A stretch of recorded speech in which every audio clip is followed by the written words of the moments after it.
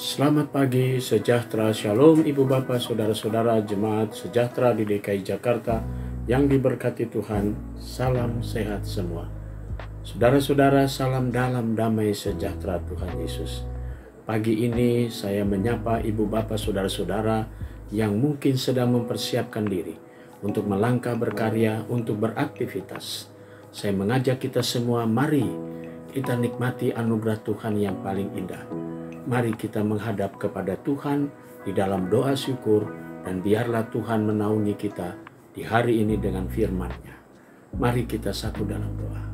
Bapa di surga, terima kasih untuk berkat-Mu di pagi hari ini. Kembali kami semua sebelum beraktivitas, kami ingin Tuhan berlengkapi kami dengan firman-Mu.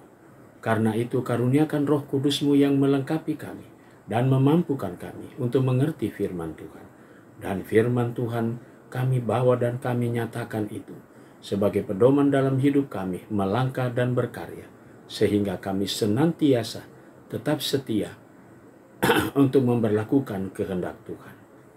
Berfirmanlah kepada kami semua ya Yesus Kristus, karena kami yang datang dalam doa di pagi hari ini sudah menyediakan hati untuk mendengarkannya. Demi nama-Mu Yesus Kristus, firman yang hidup, kami berdoa. Amin.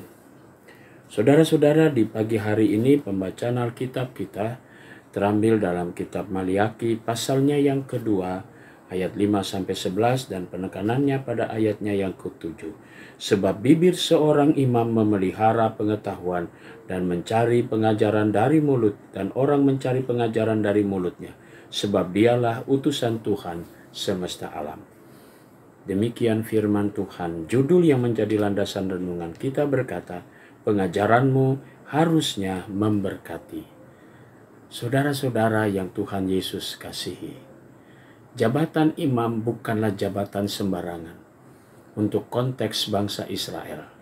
Jabatan imam adalah jabatan yang dipercayakan Tuhan untuk menjadi berkat bagi umat Israel, untuk menjadi bagian dari peribadahan, sehingga merekalah ditugaskan untuk menjaga kemurnian, baik di dalam pelayanan mereka maupun juga pengajaran, sehingga orang akan mendengar pengajaran-pengajarannya, dan orang akan diberkati melalui pengajaran para imam. Namun bagaimana kalau imam sendiri sudah mulai tidak lagi memperlihatkan tanggung jawabnya?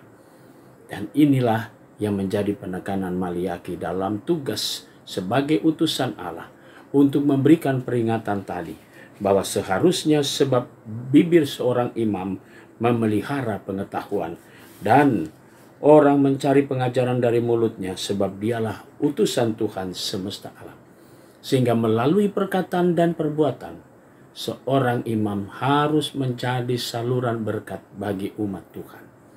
Saudara-saudara yang Tuhan Yesus kasihi, kalau kita kembali dalam sejarah gereja, Martin Luther, seorang tokoh gereja, ingin mengatakan begini, saudara dan saya adalah imam-imam Tuhan yang dipercayakan dimanapun.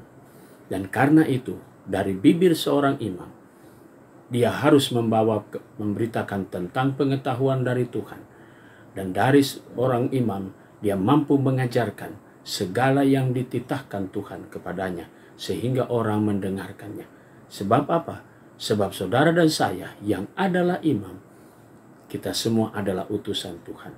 Mari kita murnikan kembali cara hidup kita dan cara tugas tanggung jawab kita, supaya kita sebagai imam, sekalipun ladang kita berbeda, tapi saudara dan saya adalah imam yang diutus oleh Tuhan untuk menjadi pengajar dari mulut dan dari karya kita, supaya orang lain menikmati dan tahu bahwa saudara dan saya adalah utusan Tuhan. Selamat berkarya, tetaplah setia sebagai utusan Tuhan dengan bibir, perkataan, dan karya kerja kita. Amin. Mari kita berdoa. Bapa di sorga, terima kasih pagi hari ini kami bersyukur untuk firman Tuhan. Kami mau berdoa untuk jemaat sejahtera di pagi hari ini. Kami mau berdoa ya Bapa di sorga untuk saudari Tiara Hetaria dalam keberadaan tubuh yang lemah. Tuhan jamah dia dalam kekuatan Roh Kudus-Mu, sehingga ia pulih kembali dan ia dapat menjalankan tanggung jawabnya dalam pelayanannya. Kami juga mau berdoa untuk jemaat Tuhan yang sakit, sektor pelayanan 2, Ibu Neti Ermando Borusa Musir, Ibu Lumintu Listiati, Pendeta Emeritus Metan Vanuan, dan Ibu Hosana Laibois. Tuhan memberkati orang-orang yang kami kasih dan kami cintai ini. Dijamah dengan kuasa Tuhan, diberkati dengan anugerah Tuhan. Kami juga mau berdoa untuk jemaat Tuhan yang pada hari ini merayakan ulang tahun kelahiran. Kami mau berdoa untuk Saudara M. Ferdianto, Saudara Tony Susanto, Bapak Luke Hasen, Saudari Caroline Risma Raja Gugup, dan adik Yesaya Aristoteles Koto. Tuhan memberkati orang-orang yang kami kasihi yang bertambah usia, bertambah pula hikmat dari Tuhan. Kami mau berdoa untuk jemaat Tuhan sektor pelayanan 2, keluarga Bapak Getroni Oel dan keluarga Bapak Melkias Tohatu. Tuhan memberkati akan kehidupan keluarga-keluarga ini dengan berkat-berkat Tuhan. Kami juga mau berdoa ya Bapa di surga untuk pegawai kantor gereja, koster, keamanan. Tuhan berkati pribadi-pribadi mereka, bahkan keluarga mereka semua. Demikian juga dengan Satgas COVID-19. Kami mau berdoa juga Tuhan untuk jemaat-jemaat GPIB dimanapun mereka berada, para pelayan firman dan sakramen dalam tugas panggilan dan pengutusan mereka diberkati oleh Tuhan.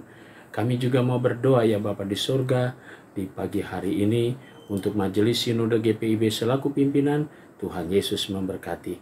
Demikian juga kami mau berdoa untuk BP Mupel Jakarta Selatan, diberkatilah baik pelayanan kami semua, diberkati keluarga kami, bahkan juga karya kerja kami. Inilah doa dan ucapan syukur kami yang kami naikkan semua di dalam nama Tuhan Yesus, Juru Selamat kami yang hidup. Amin. Selamat pagi, selamat berkarya, Tuhan memberkati saudara.